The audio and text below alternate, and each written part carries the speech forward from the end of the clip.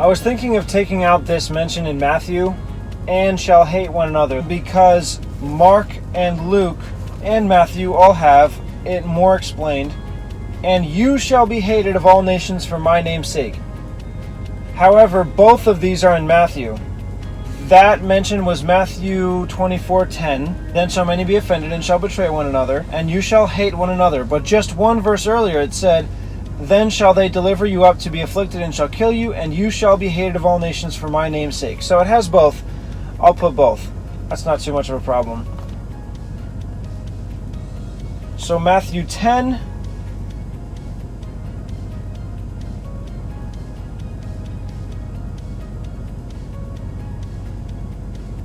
Has it in verse 22, you shall be hated of all men for my name's sake.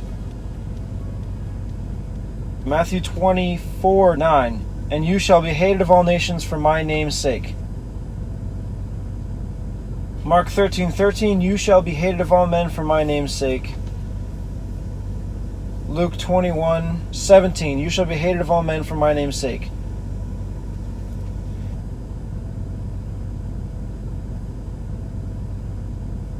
Now there's a problem. The next verse in Luke says, but there shall not a hair on your head perish. However, in Matthew, it said just before that, and shall kill you. Are they going to kill you, or are they not going to do you any harm, even to one hair on your head? That seems very contradictory. Mark. But he that shall endure to the end, the same shall be saved. Maybe I should put that first? It says in Matthew 10:22 also, he that endures to the end shall be saved.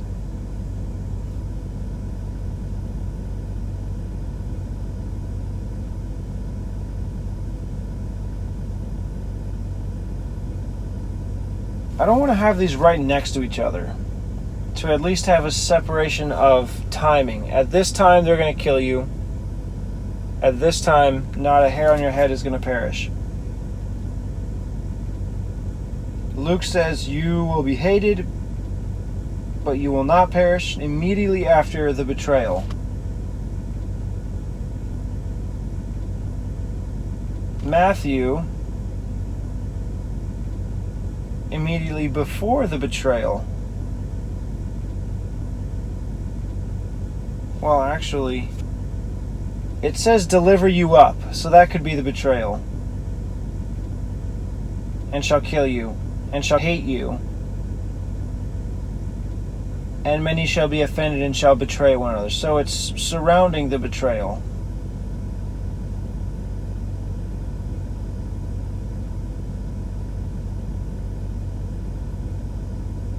Okay, this has got to be the answer.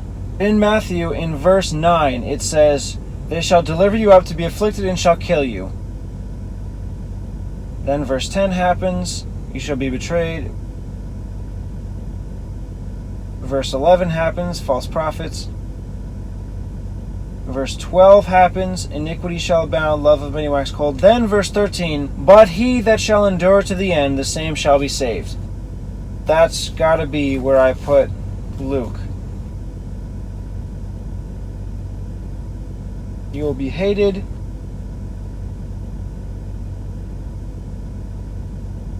Yeah, that's just got to be what I do. That'll be the only separation. They'll betray you and kill you. So somewhere near where the betrayal is mentioned, I have to have that statement, and shall kill you.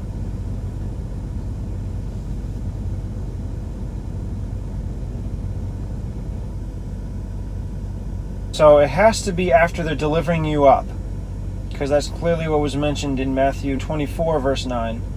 Then shall they deliver you up, and I have that here. Then will deliver you up to councils and into prisons, and in their synagogues you shall be beaten. They will scourge you, and all that has to happen before they kill you. You shall be brought before governors and rulers and kings for my sake, and shall turn to you for testimony against them.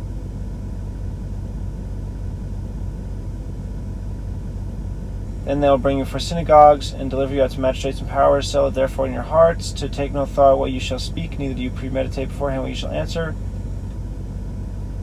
For it shall be given you in that same hour what you ought to say. It's not you that speak. The Holy Spirit will teach you. Many will be offended and shall betray one another and shall hate one another. You shall be betrayed by friends, and the brother shall betray the brother to death.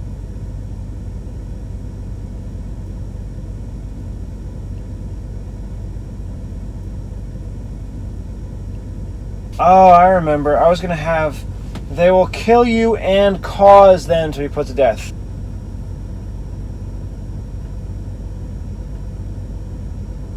Yeah. And shall kill you. Them. I need to have a them here. Well, there's two thems here, Matthew and Mark. Maybe I'll just have to separate them.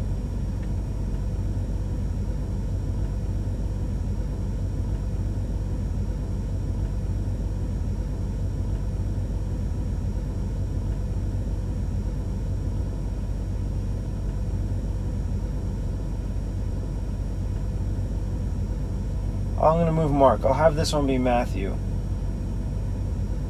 I will change this to black. That's the one I'm going to take from there and put earlier. Matthew 24. And shall kill. This shall is in Matthew 24, but it's not in Matthew 10, so I mixed it with Mark 13 and Luke 21.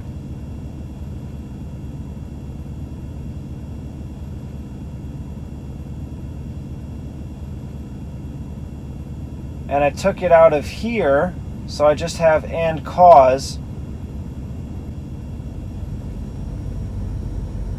And shall kill them and cause them to be put to death through others.